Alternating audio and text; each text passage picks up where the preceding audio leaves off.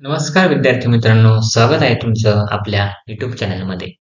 आज आपण बघणार आहोत इयत्ता 9वीचा भूगोलातील 7वा आंतरराष्ट्रीय वाररेषा याचा स्वाध्याय अभ्यास.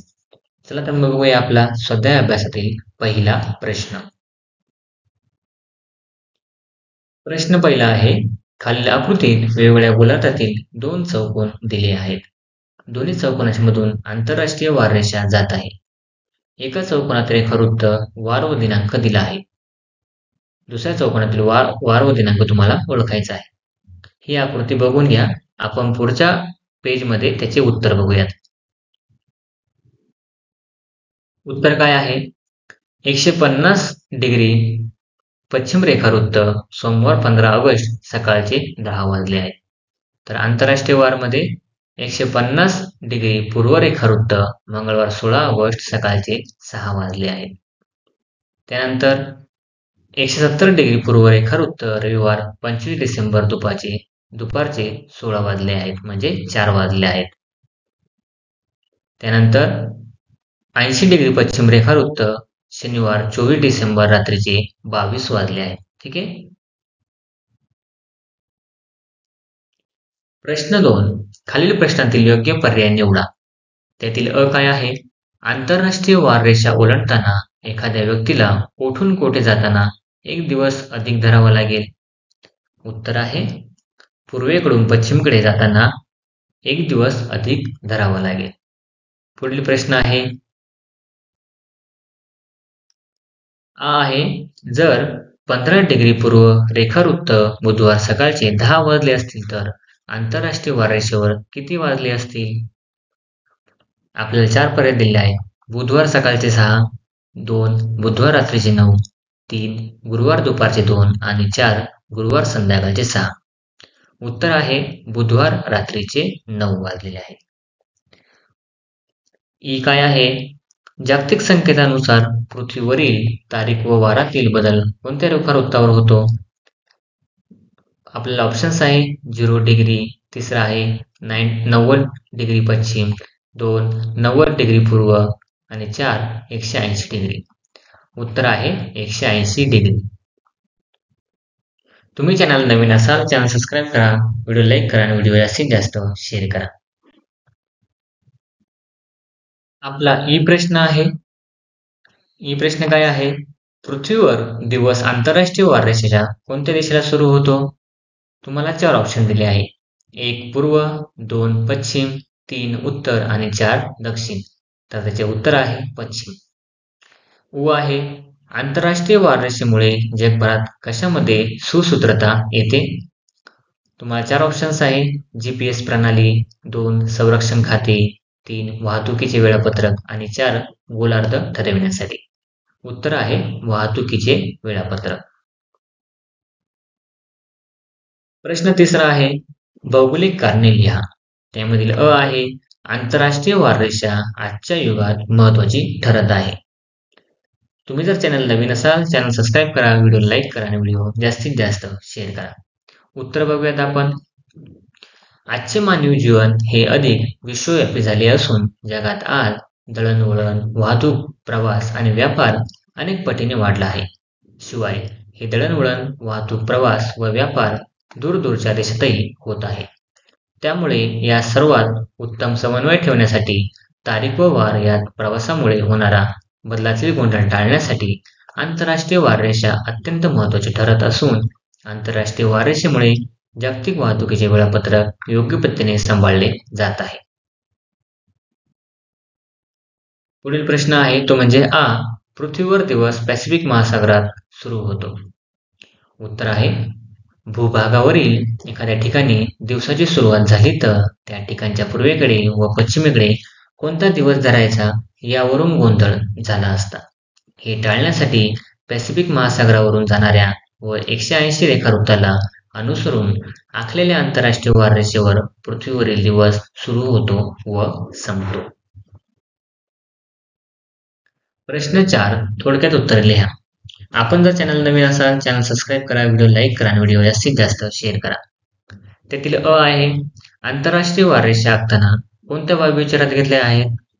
उत्तर, आंतरराष्ट्रीय वाररेषेवरील पृथ्वीवरील नवीन वार व तारीख सुरू होते.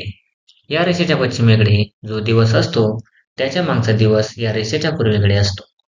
180 डिग्री रेखावृत्ताची रेषा काही देशात जमिनीवरून जाते.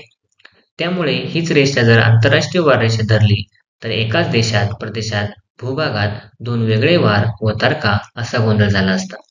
त्यामुळे आंतरराष्ट्रीय वार रेषा 180 डिग्री रेखावृत्ताला अनुसरून आखताना ती रेषा पूर्णतः समुद्रावरून जावी ही प्रमुख बाब विचारात घेतली गेली आहे. त्याचप्रमाणे एका देशाचा बेटांचा समूह हा सुद्धा आंतरराष्ट्रीय वार रेषेच्या एकाच बाजूस असावा ही बाबही विचारात घेतली गेली आहे.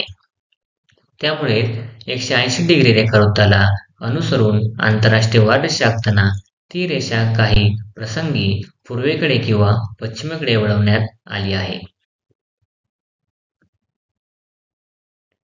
पुढील प्रश्न आहे आंतरराष्ट्रीय वार रेषा ओलांडताना तुम्ही कोणकोणते बदल कराल?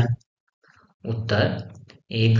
पूर्वेकडे प्रवास करत जर आंतरराष्ट्रीय वार रेषा ओलांडली तर आहे त्या वार व तारखेच्या मागचा वार व तारीख ग्राह्य धरू. 2. पश्चिमेकडे प्रवास करत जर आंतरराष्ट्रीय वार रेषा ओलांडली तर आहे त्या वार व तारखेच्या पुढचा वार व तारीख ग्राह्य धरू. ही आहे आंतरराष्ट्रीय वार रेषा 180 डिग्री रेखावृत्ताप्रमाणे सरळ का नाही?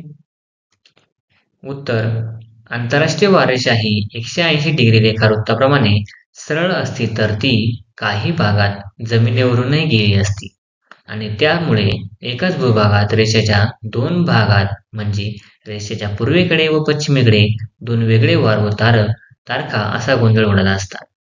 हा गोंधळ टाळण्यासाठी आंतरराष्ट्रीय वार रेषा पूर्णपणे समुद्रावरून नेण्यासाठी ती काही ठिकाणी पूर्वेकडे वा पश्चिमेकडे वळवण्यात आली. त्यामुळेच आंतरराष्ट्रीय वार रेषा 180 रेखावृत्ताप्रमाणे सरळ रेषा नाही. आपण चॅनल नवीन असाल चॅनल सबस्क्राईब करा, व्हिडिओ लाईक करा आणि व्हिडिओ जास्तीत जास्त शेअर करा. ही काय आहे? आंतरराष्ट्रीय वार रेषा पृथ्वीवरील कोणत्याही भूभागावरून का गेली नाही? उत्तर आहे आंतरराष्ट्रीय वार रेषा भूभागावरून गेली असती तर या भूभागातील रेषेच्या पश्चिमेकडे एक वार व तारीख तर पूर्वेकडे त्याच्या मागची तारीख व वार अशी परिस्थिती उद्भवली असती.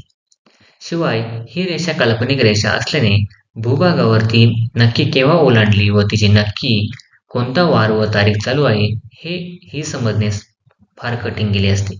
हा सर्व गोंधळ टाळण्यासाठी आंतरराष्ट्रीय वार रेषा कोणत्याही भूभागावरून न नेता ती पूर्णपणे समुद्रावरून गेली आहे. आहे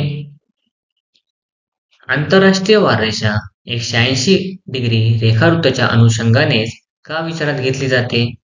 उत्तर आहे काही ठराविक ठिकाणांचा अपवाद वगळता 180 डिग्री रेखावृत्त हे जास्तीत जास्त सागरपृष्ठावरून जाते. त्यामुळेच आंतरराष्ट्रीय वार रेषा सुद्धा सागरावरून आखण्यासाठी 180 डिग्री रेखावृत्ताच्या अनुषंगानेच विचारात घेतली जाते.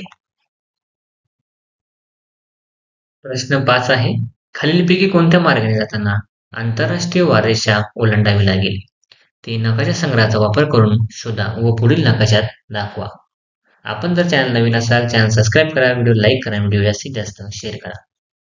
तर इथे तुम्हाला 1, 2, 3, 4, 5 दिले आहेत. त्यापैकी कोणकोणत्या मार्गाने जाताना आंतरराष्ट्रीय वार रेषा ओलांडावी लागेल तर Mumbai, London, New York, Los Angeles आणि टोकियो.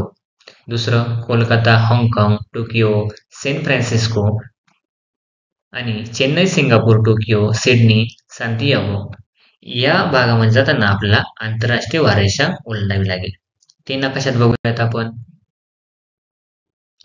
तर इथे नकाशात तुम्हाला हे दाखवलेलं हे आपण बघू शकता. ठीक आहे. Thanks for watching video. इयत्ता 9वीच्या मराठी, सेमी आणि इंग्रजी या माध्यमांच्या सर्व विषयांच्या स्वाध्यायाच्या नवनवीन व्हिडिओसाठी चॅनलला सबस्क्राईब नक्की करा.